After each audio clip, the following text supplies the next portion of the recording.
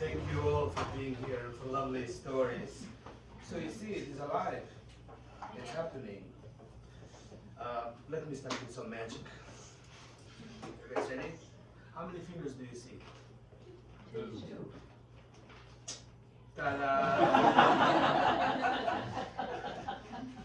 You see, I work with kids, and when I do this with them, they actually become like amused. Wow, how did he do that?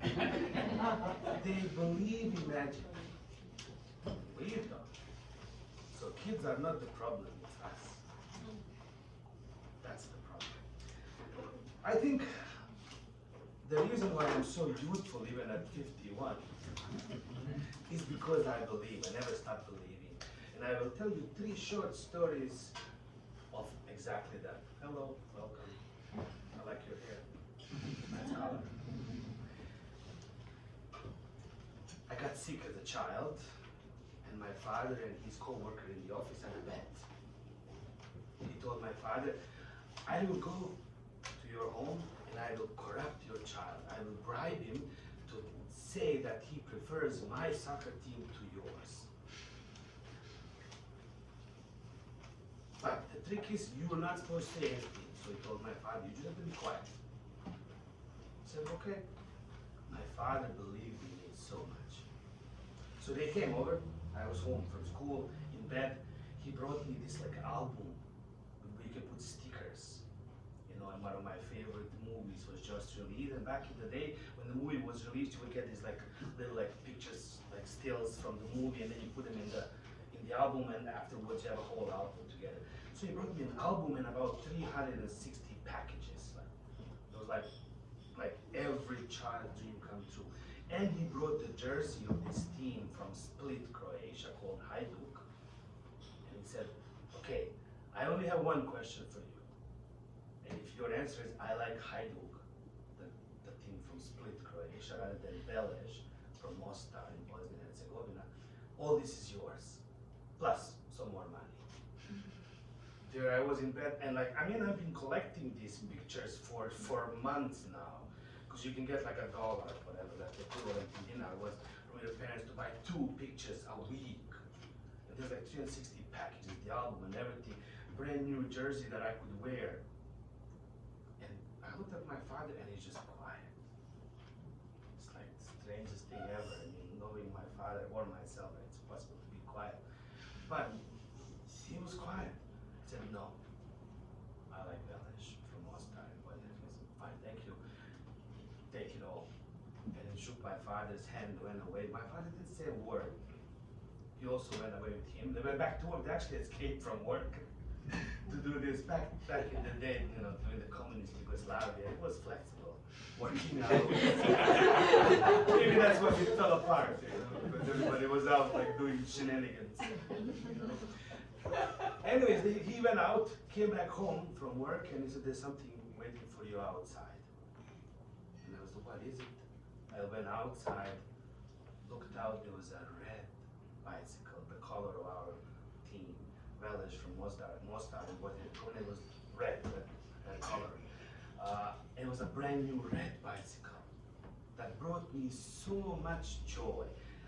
Made me believe more, because I learned how to ride a 2-wheel bicycle. I could ride without my hands. I mean, seriously, that's magic. I mean, to ride a bicycle on 2 wheels, to this day I don't know how it works, but it's magic.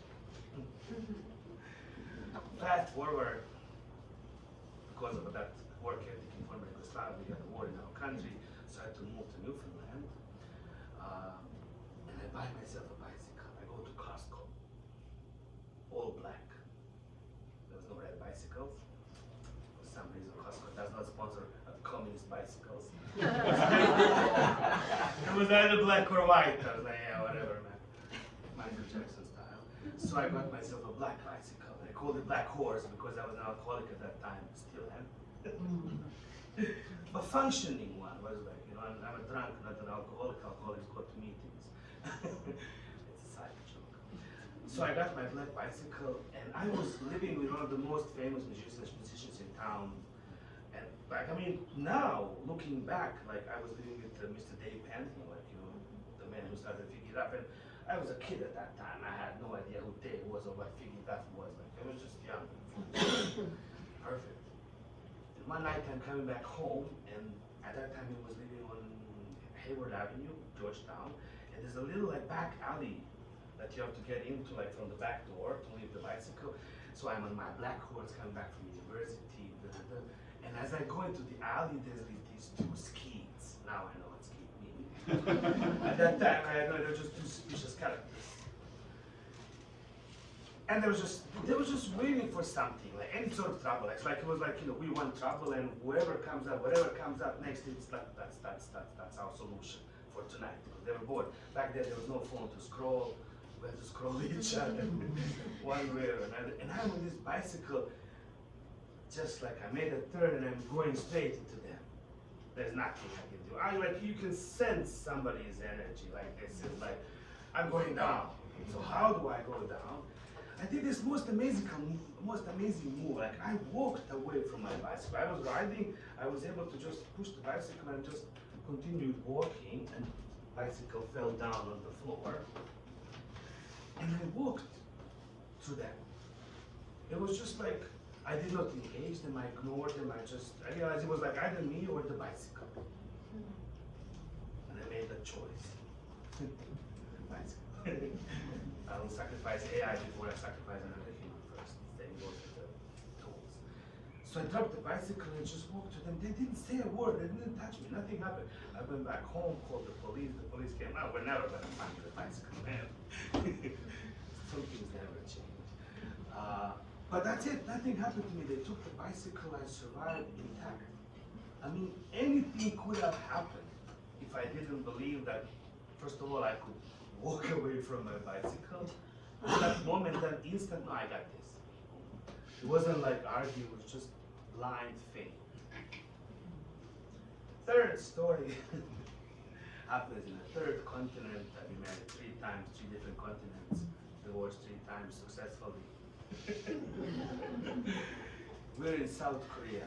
My roommate is Nick from Barrie, Ontario, and we're waiting for a subway to go to a nightclub somewhere, or coming back from a nightclub. We're waiting for a subway, and this is in Seoul, South Korea. At that time, 2002, around World Cup, there was no English around. Everything was Korean. Now there's more English signs. At that time, everything was in Korean language. So we're waiting for the subway, and all the information is on display in Korean language, except for the numbers, they're Arabic. And suddenly, it flashes this sign, bicycle means happiness. It's like, Nick, did you see this? Like, what? Like, it just said on the sign, bicycle means happiness. So why would it say that? And why would it be in English? Like, everything is in Korean, there's no display. Like, it just, come on, man, you don't believe it. I don't believe it. He did not believe in it. Until he saw it himself. And then he came up to me and he said, now I'm a believer. And I think that all these stories illustrate that point. In order for our kids to believe in that magic, they have to experience it themselves. So what our storytelling circles should be about, it should be about kids telling us stories rather than us telling stories to them. So if we can make that paradigm shift, because I work with children, I know I do this every time and every day. I bring them out and tell them during the recess or lunchtime, you come and tell us a story, and they love it. They come out and they tell the most ridiculous story, but it encourages them, it makes them believe in something, because you cannot teach magic. It's impossible. We took God away from the classroom, and that was magic before. I mean, the Bible was magic. So now there's no Bible, there's no God. So how do we teach kids this magic? Throw them to the fire, and if they, just like riding a bicycle, that's how it should be. Thank you very much. It's a pleasure to be here.